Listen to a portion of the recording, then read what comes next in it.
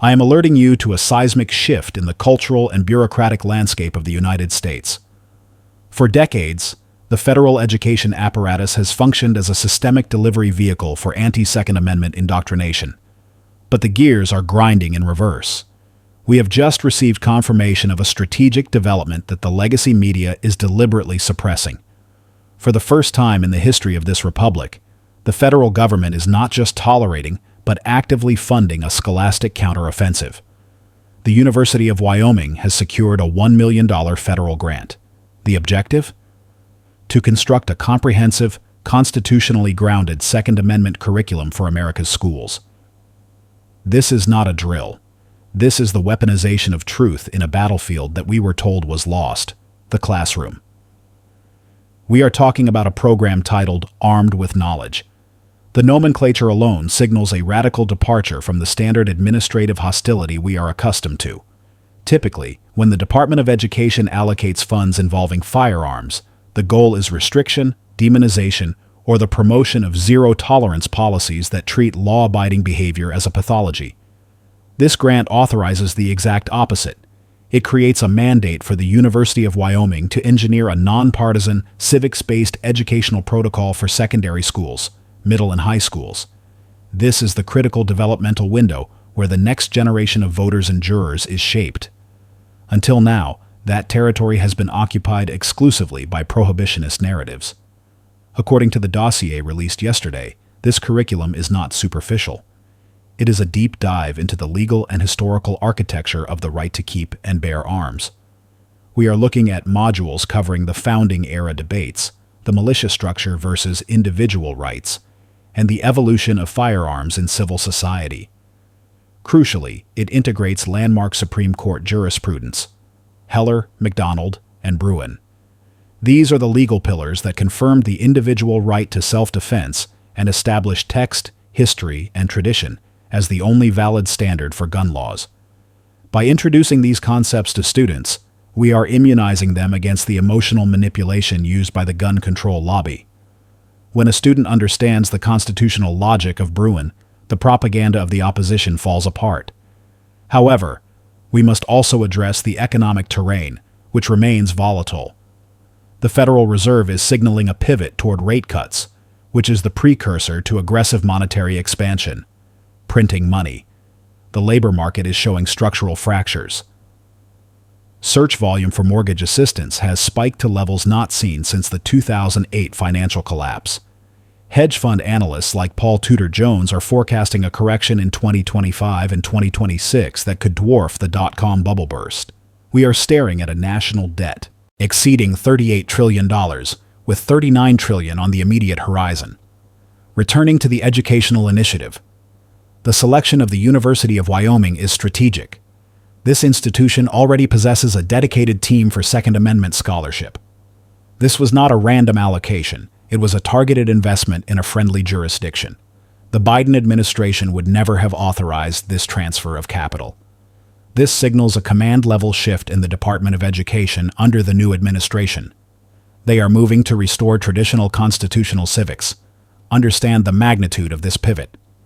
For 40 years, the strategy of the opposition has been to erase the Second Amendment from the curriculum, or reduce it to a dangerous anachronism. Schools that spend weeks teaching students how to navigate the welfare state have simultaneously treated the Bill of Rights as a suggestion. This program reverses that polarity. It is a return to teaching citizenship over dependence. It is a restoration of the concept that rights are pre-political and inherent, not gifts from the state. Predictably, the reaction from the prohibitionist lobby has been immediate and hysterical. They are sounding the alarm because their entire business model relies on ignorance. They are claiming that firearms education radicalizes youth. We saw this same rhetoric in Tennessee when that state mandated firearms safety education. What they truly fear is not radicalization. They fear realization. They are terrified that if young Americans read the primary source documents, if they read Madison, if they read the Federalist Papers, they will realize that the Second Amendment is a check on government power, not a privilege granted by it. They fear a generation that understands that self-defense is a natural right that predates the Constitution. Knowledge is the ultimate threat to tyranny. If this curriculum gains traction, we are looking at a domino effect. Imagine 30 or 40 states adopting this standardized, federally funded curriculum.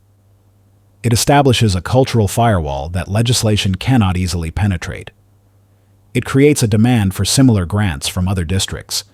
It fundamentally alters the long-term trajectory of the gun control debate.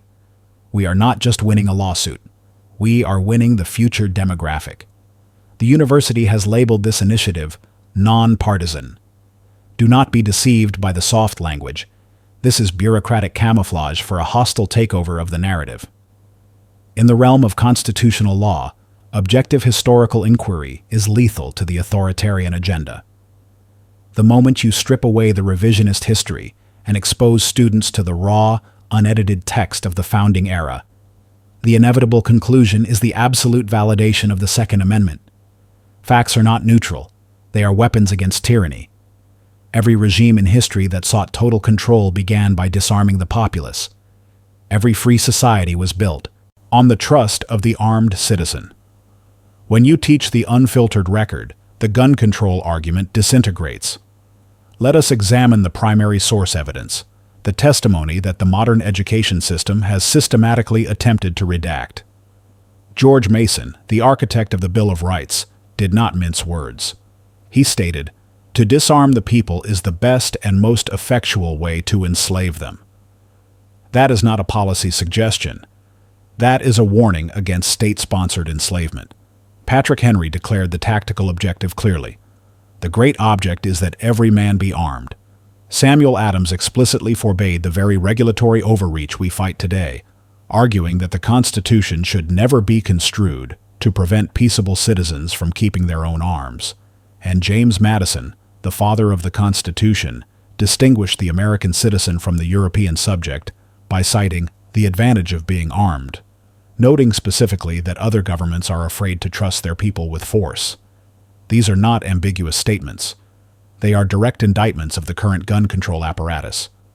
We must recognize the strategic value of this development. You can buy an election with funding. You can force a law with a majority. But you can only preserve liberty through the transmission of culture. If this curriculum effectively re-injects the original intent of the founders into the public school system, $1 million is a negligible price to pay for the preservation of the Republic. This is an asymmetrical investment in the future of freedom. I want your assessment in the debrief below. Is this the breach in the wall we have been waiting for? Or will the bureaucracy water this down before it reaches a single classroom? The opposition will mobilize to stop this. They know that an educated citizenry is ungovernable by tyrants. Do not let the algorithm bury this intel. Engage the signal. Subscribe, hit the like button, and deploy this report to at least 2 other patriots in your network. Secure your resources while the logistics hold. This story is far from over. We are just seeing the opening moves of a new cultural offensive. Stay vigilant, stay armed, stay free.